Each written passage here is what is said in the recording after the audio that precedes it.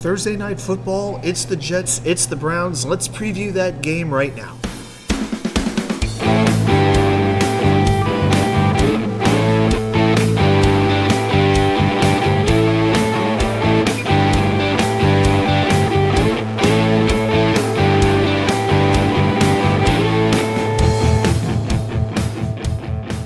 And welcome back to New York Sports, WickerMedia. I'm WatchUK99. Thank you, as always, for taking the time to watch these videos. We are here in the Aloft Tempe Hotel bar right now. The bar is closed right now, so just good old-fashioned water is all I got to drink right now. But the Jets will be facing the Browns Thursday night, and I want to go ahead and preview that game. So we're going to break down the matchups just like we always do, talk about some injuries, some stats, just get you as ready as we can for this Thursday night AFC game. So with the Cleveland Browns, they are 10-5. If they win this game, they are in the playoffs. No ifs, ands, or buts about it. Or if Pittsburgh or Jacksonville or Buffalo lose on Sunday, the Browns are in too. With the Jets, well, maybe if they win one more game, they'll equal last year's win total, and then the only real question is, where are they going to end up drafting? So they are playing out the string, but now that we know that the head coach, the general manager, and just about everybody, it seems, will be coming back next year, this team has nothing to lose. They may as well just play balls to the wall and play aggressive. So let's preview this matchup. First of all, when the Cleveland offense has the ball against the Jets defense, well, Cleveland has the number 27 offense in terms of DVOA.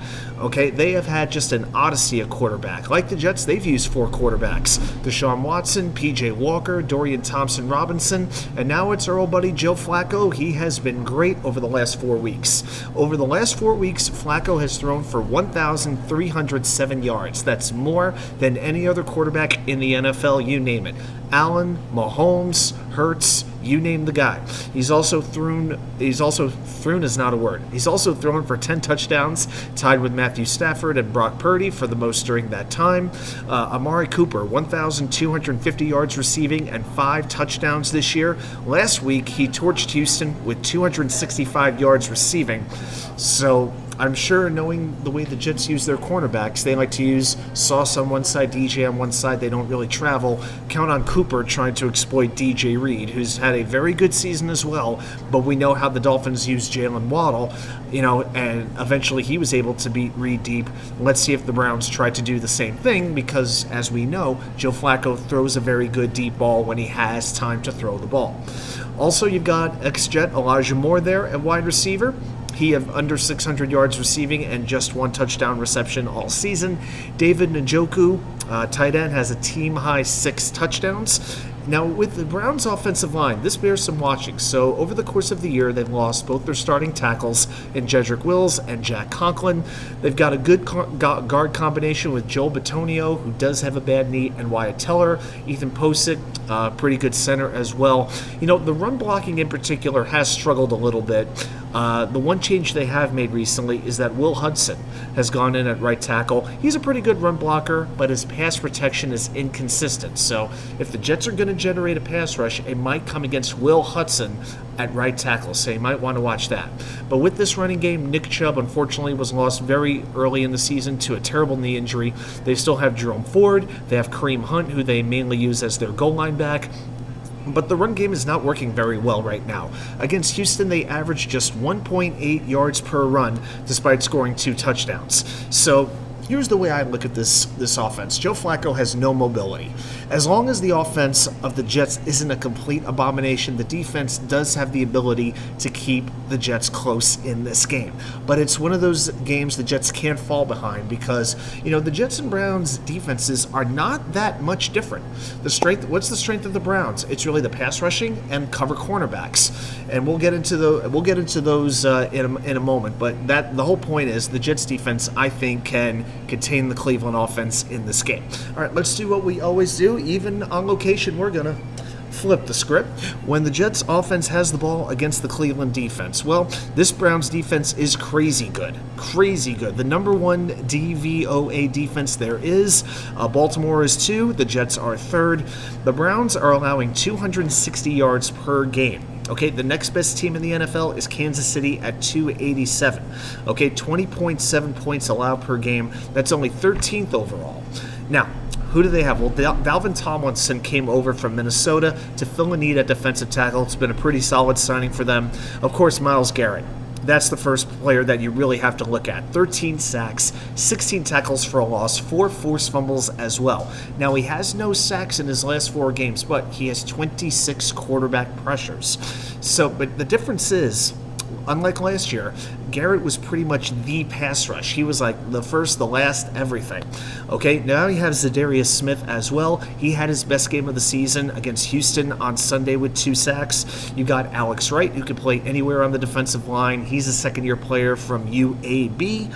He's sort of like their version of Bryce Huff. You know, like when Huff first came on, he'd be that third down pass rushing specialist. So Wright could kind of come on and do that as well. Now, I know with the Jets' offensive line, last week they allowed 0 sacks, but come on. You're going from basically the worst defense in football to the best here. Okay, and then you go into the back 7. You've got Jeremiah Owusu-Koramoah, linebacker, has a team-high 90 tackles, 18 for a loss. Anthonywalker is a very fine, speedy, sideline-to-sideline sort of tackling linebacker, but the cornerbacks are pretty dang good. As great as the Jets' 1-2-3 punch is a cornerback, the Browns are not that far behind in my mind. Denzelward, martinemerson. Emerson has 4 interceptions this year. You have gregnewsome, who can play inside or outside, but right now he's mostly being used in the slot. Now with the secondary, at safety in particular, Grantdelpit was recently lost to injured reserve. Their other safety, Juan Thornhill, may return for this game. I'm a little worried about the Jets' situation with injuries, particularly with Jeremy Ruckert. He has not practiced this week due to his concussion. So I guess what you would say is, looking at this defense, the pass defense is dominant, but the run defense has shown a few weaknesses at times. So I think the Jets are going to have to use creativity just like they did against Washington.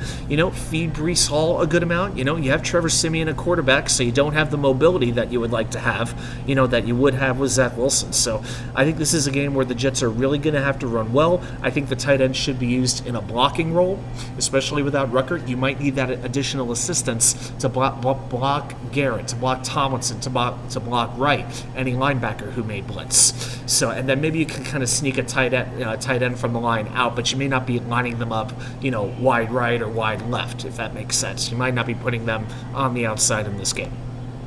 A couple other game notes. So the kicking game is very interesting here. So Cleveland kicker Dustinhopkins will miss this game with a hamstring injury, a left hamstring injury. He is 8 for 8 this year on field goals at 50 yards or longer. So his absence will be very, very big for Cleveland. Also, their punter, Corey Bojorquez, I just wanted a chance to try to say his name. He may miss this game with a quadricep injury. And on the Jets side, Gregzuerlein, he has right quad tightness. He didn't practice this week, so the Jets may be missing their kicker as well. So both teams may be without their starting kickers. So who knows how that will play into things as well. All right, a couple quick notes for the Virginia Jets fans. It will be 8:15 Thursday night at AJ Gators. We're doing the door prizes, 50-50, and regular raffle, our final regular raffle of the year, so bring some cash. And then we'll be doing the premium raffle, and I think we'll do some trivia as well to close out the season against New England. So it looks like that's where we are for right now. Thanks, everybody, for watching. I hope to be back in the wicker chair very, very soon.